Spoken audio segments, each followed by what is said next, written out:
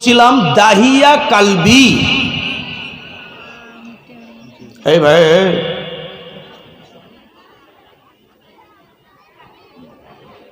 দাহিয়া কালবি মুসলমান হয়নি, কাফির ছিল। নবীজির কাছে এসে বলছে, ইয়া রাসূলুল্লাহ, ও মা বোনেরা, আপনাদেরকে হাত জোড় করছি মা, একটু সময় দিবেন, শুনুন ঘটনা, আপনাদের ঘটনা বলছি। আপনারা আপনাদের জান কোথায় বাঁচলো, আপনাদের জীবনটা কোথায় পেলেন আপনারা? এ মা, আপনাদেরকে যখন জন্ম দেওয়া হতো, আপনারা যদি কোনো মেয়েকে জন্ম দিতেন, মক্কাতে ওই মেয়েদেরকে জিন্দাই দাফন করে দেওয়া হতো। জীবনটা কোথায় পেয়েছেন শুনুন। এই ঘটনা শুনে বুঝতে পারবেন জীবনটা কোথায় পেয়েছে।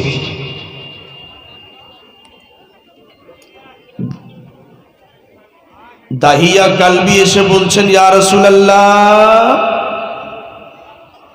আমি আপনার কাছে এসেছি হুজুর কিছু শিক্ষার জন্য আর কিছু বুঝার জন্য। ইয়া রাসূলুল্লাহ, ইয়া হাবিবাল্লাহ, বহু বড় গুনাহ করেছি, বহু বড় গুনাহ করেছি ইয়া রাসূলুল্লাহ, ইয়া হাবিবাল্লাহ। আমি যতগুলো মক্কাতে মেয়ে জন্ম হতো, সবগুলো মেয়ের মধ্যে কিছু কিছু মেয়েকে আমি নিজের হাতে তাদেরকে আমি জিন্দায় দাফন করেছি। নবী গো, আল্লাহ আমার গুনাহ মাফ করবে কিনা, আমার গুনাহ আল্লাহ মাফ করবে কিনা ইয়া রাসূলুল্লাহ। আমি যদি তাওবা ইস্তেগফার করে, আমি যদি কালমা পড়ে, আমি যদি মুসলমান হই ইয়া রাসূলুল্লাহ, আল্লাহ আমার গুনাহকে মাফ করবে কিনা? এত বড় গুনাহ করেছে আমি, এত বড় গুনাহ করেছি ইয়া রাসূলুল্লাহ, আমার গুনাহ মাফ হওয়ার মতো নাই। বুঝতে পেরেছে? আমার ভাষা বুঝতে পারছেন তো? আল্লাহর নবী গো, আমি এত বড় গুনাহ করেছি, আমার গুনাহটা মাফ হওয়ার মতো সম্ভব লাগে না, মাফ হতে পারে কি?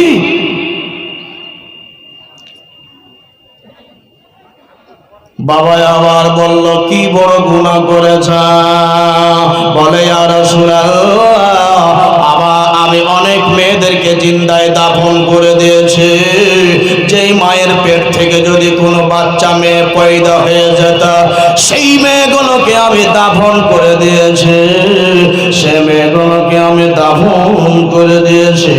ইয়া রাসূলুল্লাহ, ইয়া হাবিবাল্লাহ, এটা হলো গ্রাম্যর কথা, আমি নিজের পরিবারের কথা একটা শোনাই।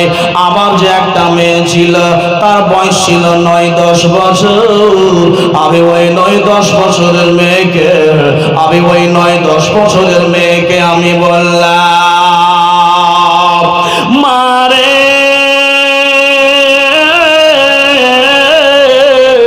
তাড়াতাড়ি করে চল রে মা, তোমাকে তোমার নানির বাড়ি নিয়ে যাবো রে মা, তোমাকে তোমার নানির বাড়ি নিয়ে যাব বেটি।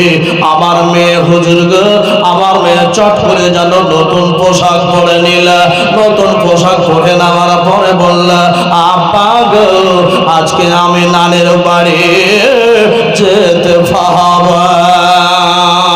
নানা নানির বাড়ি বড় খুব সুন্দর আদরের বাড়ি হয়, হয় কিনা জোরে বলবেন? নানা নানির বাড়ি বাবা খুব আদরের বাড়ি হয়। দাহিয়া কালবি বলছে, হুজুর আমার মেয়েকে আমি বললাম, যেমনি বললাম, আমার মেয়ে সুন্দর করে সেজে গুজে পরিষ্কার পরিচ্ছন্ন হয়ে একটা সুন্দর নতুন জামা পরে আঁকা আমার মেয়ে আমার সাথে বেরিয়ে গেল। ইয়া রাসূলুল্লাহ, ইয়া হাবিবাল্লাহ, আমার মেয়ে যেমনি আমার সাথে বেরিয়ে গেল, আমি এবার মেয়েটাকে বললাম, মা রে, তোমাকে আমি তোমার নানির বাড়ি নিয়ে যাব। আমার মেয়ে আমাকে প্রশ্ন করলাম, আব্বা গো, আপনি আমাকে নানির বাড়ি নিয়ে যাবেন আব্বা, তবে আপনার হাতে এই রশ্মি দেখতে পারি গা, আপনার হাতে এটা কোদালি দেখতে পাই, আপনার ঘাড়ে একটা সবকলি দেখতে পাই আব্বা।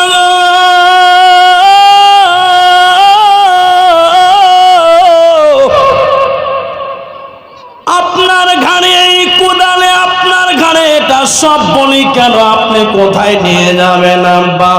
মারে মা, তুমি চিন্তা করো না মা, যেতে যেতে যদি কোনো কাজ পেয়ে যায়, যেতে যেতে কোনো যদি কাজ রাস্তাঘাটে পেয়ে যায় বেটি, বাড়ির সংসার আমাদের অভাব, আমাদের সংসার বড় অভাবের সংসার, মারে যদি কোনো কাজ পেয়ে যায় বেটি মাটি খোদা, তবে আমি সেই কাজ করব বাবারে। এবার যেন মেয়েটাকে নিয়ে বেরিয়ে গেলেন বাবা। মেয়েটাকে নিয়ে যেতে যেতে এবার মেয়েটা বলল, আব্বা গো, নানির বাড়ি তো এইদিকে যাবে আব্বা, আমার নানির বাড়ি তো এই দিকে আছে আব্বা, নানির বাড়ি তো এই দিকে নাই আব্বা, নানির বাড়িটা এই দিকে আছে আব্বা গো, নানির বাড়িটা এই দিকে নাই, এদিকে কেন যাবেন আব্বা?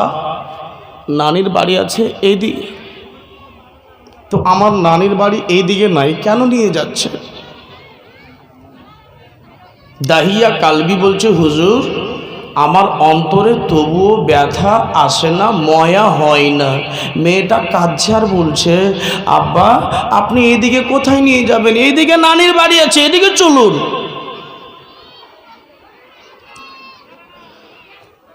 আমার মেয়ে বলল, আব্বা গো,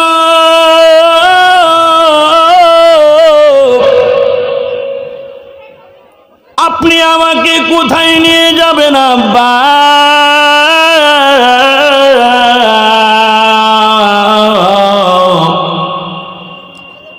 আপনার ময়া আমার উপরে কি নাই? আপনার ময়া আমার উপরে না আব্বা, কোন দেশে নিয়ে যাবেন আব্বা?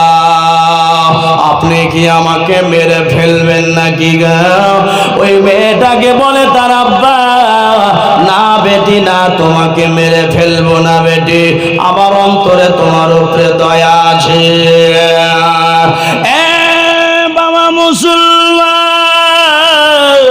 মেয়েটা তখন বলতে লাগলো, আব্বা যদি আপনি আমাকে মেরে ফেলে দেন, জীবনে আর মক্কায় থাকবো না, আর মক্কায় থাকবো না আব্বা, আমি চলে যাব মক্কা ছেড়ে, আপনার বাড়িতে থাকবো না, আপনার ঘরে থাকবো না, আপনার উপরে আমি ভার হব না, আপনার উপরে আমি ভারী হব না। ইয়া রাসূলুল্লাহ, আব্বা জান আপনি আমাকে মেরে ফেলিয়েন না, আই বেটা আই, তোমাকে আমি মেরে ফেলবো না। হঠাৎ করে জানো মুসলমান গর্ত খুঁজতে লাগলেন। কি খুঁজতে লাগলেন? গর্ত। গর্ত খুঁজতে খুঁজতে খুঁজতে খুঁজতে খুঁজতে খুঁজতে খুঁজতে খুঁজতে খুঁজতে গর্ত খুঁজছে খুঁজছে খুঁজছে, আব্বা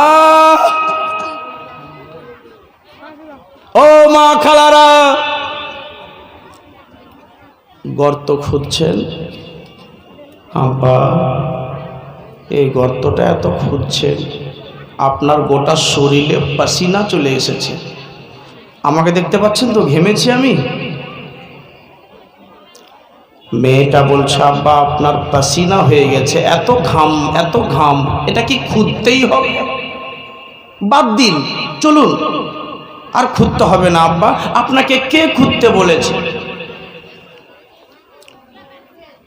মেয়েটা বলল, আব্বা আপনার গোটা শরীরে পাসিনা বেরিয়ে গেছে, পাসিনা বেরিয়ে গেছে আব্বা, আব্বা আপনার গোটা শরীরে পাসিনা বেরিয়ে গেছে, আর আপনি খোদাই করিয়েন না, আর আপনি খোদাই করিয়েন না। এবার বলা হলো, বলে আব্বা আপনার শরীরের ঘাম দেখে আমার বরদাস্ত হয় না। মেয়েটা ওই গর্ততে যেমনি গর্ততে বাবা ঝাঁপিয়ে পড়ল। আর ঝাঁপিয়ে পড়ে যাওয়ার পরে বাবা গর্ততে মেয়েটা 10 বছরের মেয়ে, 10 বছরের বাচ্চা মেয়ে যেন গর্ততে ঝাঁপিয়ে পড়ে গেল। আর গর্ততে ঝাঁপিয়ে পড়ল। বাবা বলল, বেটি রে, বল বেটা আমার, এমনি করে গর্ততে কেন তুমি ঝাঁপিয়ে পড়লে রে বেটি, কেন ঝাঁপিয়ে পড়লে? মেয়েটা যেন বলছে, আব্বু গো,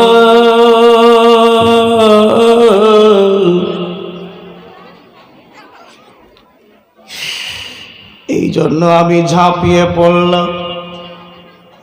আপনার গোটা শরীরে যেন ঘাম আমার সহ্য হয় না আব্বা। মেয়েটা নিজের চাদরখানা নিল, মেয়েটা নিজের ওড়নিখানা নিল, ওড়নিখানা নিয়ে আব্বা জানের ঘামখানা যেন মুছে দিল।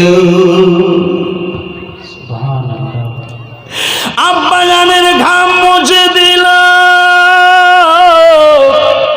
আব্বা জানের ঘাম মুছে দিল। আব্বা জানের ঘাম মুছে দেওয়ার পরে ওই লোকটা আমার নবীর সামনে কিসসা কাহিনী গুলো শোনাচ্ছিলেন।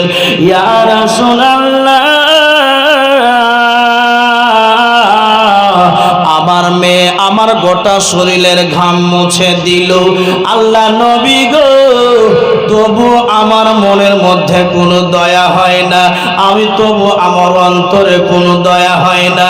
আমার মনের মধ্যে তবু যেন মায়া আসে না। না আমি মেয়েটাকে আর গাড়বো না, না মেয়েটাকে আর মেরে ফেলবো না। আব্বা বলে ওই মেয়েটা যেন বলছে, আব্বু গো, এত কষ্ট আপনার বরদাস্ত করতে পারলাম না, এত কষ্ট বরদাস্ত করতে পারলাম না। ওরে জগতের মা বোনেরা, মেয়েদেরকে সম্মান করো রে মা, মেয়েদেরকে মর্যাদা দাও, মেয়েদেরকে আদর করো, ভালোবাসো। আমার নবীকে মা ফাতেমা বলেছিলেন, বলে আব্বা জান, আব্বা গো, আমি বিয়ে করব না গো আব্বা, বিয়ে করব না। কেন বেটি বিয়ে করবি না রে মা? বলে আপনাকে ছেড়ে আমার যাওয়ার ইচ্ছা করে না। আমার নবী মুস্তাফা বলেছিলেন, বেটি রে, না বেটি না, মেয়েরা, মেয়েদেরকে আল্লাহ পরের জন্য জন্ম দিয়েছে। ও বেটি ফাতেমা, মেয়েদেরকে আল্লাহ পরের জন্য জন্ম দিয়েছে। বেটি রে, মেয়েকে নিজের ভাই বিয়ে করতে পাবে না, বাবার বিয়ে করা হারাম রে মা। বেটি ফাতেমা গো, তোমাকে পরের জন্য আল্লাহ জন্ম দিয়েছে। মারে, তোমাকে আলীর সাথে তোমার বিয়ে দেব রে মা। মেয়েকে আমার নবী এত সম্মান করতেন। আমার নবী মুস্তাফার বেটি ফাতেমা যদি আব্বার কাছে চলে আসতে, আমার আব্বা নবীজির কাছে ফাতেমা আসতেন, আমার নবী ফাতেমাকে দেখে আমার নবী যেন বাবা দাঁড়িয়ে যেতে। জোরে বলুন সুবহানাল্লাহ। আল্লাহুম্মা সাল্লি আলা সাইয়্যিদিনা মাওলানা মুহাম্মদ ওয়া আলা আলি সাইয়্যিদিনা ওয়া আলা আলি সাইয়্যিদিনা মাওলানা মুহাম্মদ। এটা বন্ধ করেন, এটা বন্ধ করো, বলুন সুবহানাল্লাহ। নবীর শান। ওই মেয়েটা বলে উঠল, আব্বা, পাসিনা মুছে দিল, ঘাম ওই মেয়েটা ওড়নি দিয়ে মুছে দিচ্ছে। আব্বু, ভিতরে ময়া হলো না বাপে? মেয়েটা বলে উঠল, মেয়েটা বলে উঠল, আব্বু এবার আপনি উপরে উঠে যান, কারণ আপনার গোটা শরীরে যেন ঘাম বেরিয়ে গেছে। ও আব্বা যান, আপনি এবার উপরে উঠে যান, যেন আব্বা যেন উপরে উঠে গেল, আব্বা যেন উপরে উঠে গেল। এবার বাপ মনে মনে চিন্তা করল, আল্লাহর নবীকে কিন্তু শোনাচ্ছে ঘটনাটা, ইয়া রাসূলুল্লাহ আমার মেয়েটা গর্ততে নামলো, আমাকে মুছে দিল, এবার আমি উপরে চলে আসলাম, আমার মেয়েটা আমাকে বলল আব্বা আপনি উপরে উঠে যান, আপনাকে আর গাড়াটা খুঁজতে হবে না, আমি এবার গর্তটা খুঁজব। আমার মেয়েটা যেন এমনি করে কোদালি নিয়ে খুঁজতে লাগলো, এমনি করে আমি মনের সুযোগ পেলাম, আমার মেয়েকে যদি আমি মেরে ফেলতে চাই, আমার মেয়েটার জীবন নিতে চাই, আমার মেয়েকে জিন্দায় মেরে ফেলতে চাই, তাহলে এত বড় সুযোগ আর জীবনে পাওয়া যাবে না। ইয়া রাসূলুল্লাহ, ইয়া হাবিবাল্লাহ, এবার কি করলাম হুজুর গো, আমার মেয়ে কোদালি মারতে মারতে এবার আমি কিন্তু ধাপ করে মাটি ফেলে দিলাম। মেয়েটা বললাম আব্বু গো, আপনি তো এই মাটিগুলো খুদে খুদে গর্ত করতেছিলেন, আপনি কেন এবার মাটিগুলো যেন ফেলতে আছেন? আব্বু গো, আপনার মাথা কি খারাপ হয়ে গেছে আব্বু? আপনি কেন এমনি করে গাড়ার ভিতরে মাটিটা ফেলছেন আব্বা? আপনি এত সুন্দর করে খুদলেন, আর খোদার পরে আপনি আবার মাটিটা গাড়াতে ফেলছেন, এটা আমি বুঝতে পারলাম না। বলে বেটি আমি তোমাকে আর বাঁচিয়ে রাখবো না, বাঁচিয়ে রাখবো না, তোমাকে মেরে ফেলার জন্য এই জায়গাতে এসেছি। তুমি যদি বেটা হতে তোমাকে মারতাম না, তুমি মেয়ে হয়েছো তার জন্য তোমাকে মেরে ফেলতে এসেছি। ও বাবা মুসলমান আমার ভাইরা, এমনি করে জানো ওই দাহিয়া কালবি বলছেন ইয়া রাসূলুল্লাহ আমার মেয়ে যেন জোড়হাত করে দাঁড়ালো, আমার মেয়ে যেন জোড়হাত করে দাঁড়ালো। ইয়া রাসূলুল্লাহ আমার মেয়েটা যেন আমাকে বলল আবু গো আর আপনার কাছে কোনোদিন পোশাক চাইব না, নানের বাড়ি যাব না, নানের বাড়ি যাব না, আর আপনার কাছে কোনোদিন কিছু চাইব না। আমার মেয়ে জীবনের ভিক্ষা চাইল,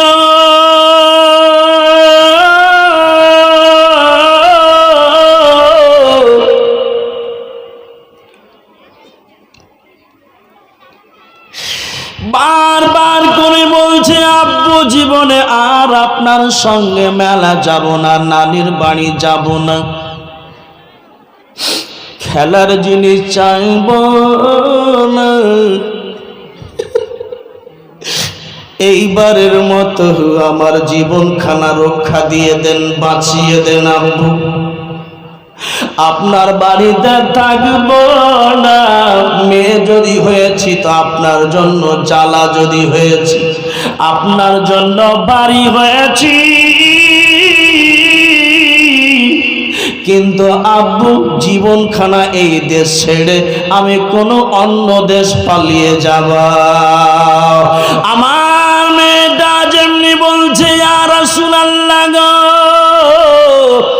একটুকু মায়া হয় না, একটুকু আমার যেন দয়া হয় না, মাটি ফেলে দিলাম, মাটি ফেলে দিলাম, আমার মেয়ে যেন সিনা পর্যন্ত ঢাকা পড়ে গেল।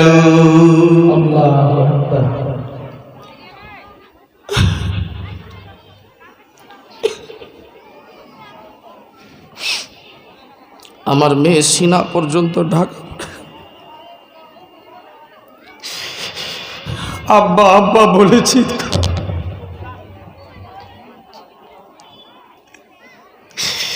আব্বা আব্বা বলে চিৎকার করতে লাগলো।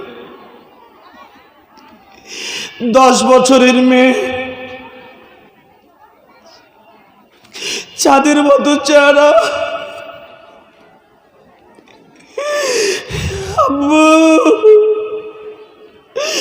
হাত ধরো আব্বু, আমি মরতে চাই।